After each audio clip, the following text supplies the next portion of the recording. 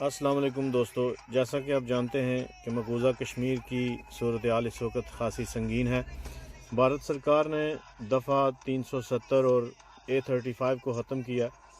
इसके हवाला से कश्मीर नेशनल पार्टी का क्या मौक़िफ़ है, कश्मीर नेशनल पार्टी के चेयरमैन अब्बास भट्ट साहब की ज़ुबानी सुनते हैं। मोदी सरकार ने जो ये 370 एक्ट में तरमीम की है, उस सिलसिले में बहुत से दोस्तों, साथियों, टीवी वालों, अखबार वालों के मैसेज मुझे मिले कि आप अपना व्यू इस बारे में, इस 370 एक्ट की तरमीम के बारे में अपना व्यू हमें रिकॉर्ड करके भेजें ताकि हम लोगों का आपका व्यू इस बारे में सुना सकें। तो मुझे मजबूरन ये रिकॉर्ड कराना पड़ा। सबसे पहली बात है, ये लोगों की अपनी अपनी सोच है।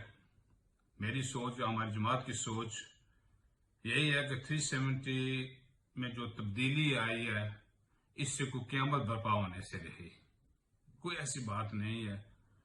बल्कि इसमें एक नुकसान जो डेफिनेटली है वो ये है कि जो लोग इस वक्त स्ट्रगल कर रहे हैं वो दोबारा ज़ाहिर इसमें ज़्यादा हिस्सा लेंगे। तो इसमें खून खराबा जो वादी है, जहाँ पहले ही खून खराबा बेइंतहा पिछले कई सालों से बह रहा है मुसलमानों का और इनोसेंट लोगों का, उसमें मजीद इजाफा होगा। इसके अलावा अगर कुछ कहें तो कुछ नहीं होगा, बल्कि इसमें काफ़ी सारे फ़ायदे भी हैं।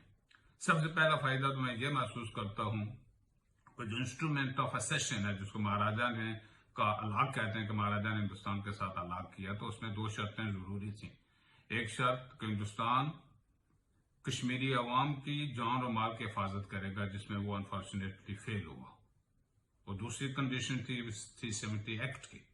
ये 370 में जो स्पेशल स्टेटस कश्मीर और कश्मीर को दिया गया था, उसकी देखभाल करने का काम हिंदुस्तान को था, लेकिन हिंदुस्तान ने अनफॉर्चुनेटली मोदी सरकार ने इसको आज उठा के बाहर फेंक दिया। यानी एक्ट 370 खत्म होने के साथ साथ मेरी अपनी सोच के मुताबिक जो इंस्ट्रूमेंट ऑफ असेशन है वो भी खत्म हो जाता है। लिहाजा कश्मीरी कौम हमारी सोच के मुताबिक आज फिर एक बार आज़ाद हुए हैं। दूसरा एलिमेंट है, अब महबूबा मुफ्ती या उमर अब्दुल्ला या दीगर बहुत से लोग हैं, उनके अगर आप बयान सुने जो कि प्रो इंडियन मशहूर लॉबी थी, उनको भी आज एहसास हुआ है कि वो गलती पर थे 370। लिहाजा वो भी इसके खिलाफ एहतजाज करेंगे। लिहाजा एहतजाज करने वालों में इजाफा होगा, कमी नहीं होगी। और तीसरी बात, जो सबसे बड़ा रीजन बताया जा रहा है कि 370 खत्म करने से पता नहीं न जाने कहां से सैलाब आ जाएगा पैसों का और फंड्स का, और कश्मीर में दुनिया सारी फंड डाल देगी और कश्मीर जो है बहुत बार तजारती मरकज बन जाएगा। ऐसी कोई बात नहीं। किसी भी मुल्क में इन्वेस्टमेंट करने के लिए वहां 370 एक्ट को डिमोलिश करना या लगाना जरूरी नहीं होता, न इसकी कोई जरूरत होती है, बल्कि वहां पर अमन की जरूरत होती है। जिस मुल्क में अमन नहीं होगा, इन्वेस्टर उसमें पैसा इन्वेस्ट नहीं करेगा। इन्वेस्टर बिजनेसमैन होते हैं, उन्हें असल के साथ सूद की भी जरूरत होती है, मुनाफे की भी जरूरत होती है। जिस मुल्क में अमन ही नहीं होगा, उसमें कहां से फिर लोग आके इन्वेस्टमेंट के कौन आगे जमीनें खरीदेगा। और अमन उसमें उसी वक्त हो सकता है जब तक कश्मीर का फैसला कश्मीरियों की मर्जी और मंशा के मुताबिक हो, और जब कश्मीरियों की मर्जी के मुताबिक हल होगा तो डेफिनेटली इसमें मेजॉरिटी जितने भी सर्वे पहले हो चुके हैं उनके मुताबिक कश्मीर की ज्यादातर खुद मुख्तार एक अपना अलग आजाद मुल्क चाहते हैं। इसमें ना हिंदुस्तान को कोई फायदा है ना नुकसान, बल्कि हिंदुस्तान और पाकिस्तान को फायदा है, क्योंकि हिंदुस्तान और पाकिस्तान जो इस वक्त असले के अंबार लगा रहे हैं, बुनियादी इंसानी जरूरियात पूरी करने के बजाय वो असला खरीद रहे हैं सिर्फ एक जो अपने आप को डिफेंड करने के लिए, वो खत्म हो जाएगा।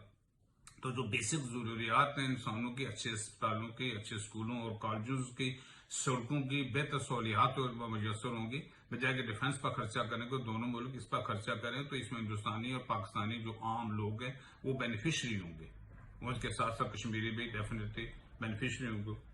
तो हो सकता है कि आपको ये मेरी बातें पसंद ना हो, क्योंकि हर एक का अपना अपना एक व्यू है। अगर आप मेरी किसी बात से इत्तेफाक नहीं करते तो मुझसे डिस्कस भी कर सकते हैं, I am ready to do that. और अगर आप मेरी इन बातों से एग्री करते हैं तो थैंक यू वेरी मच। एक बार अल्लाह हाफिज, शुक्रिया।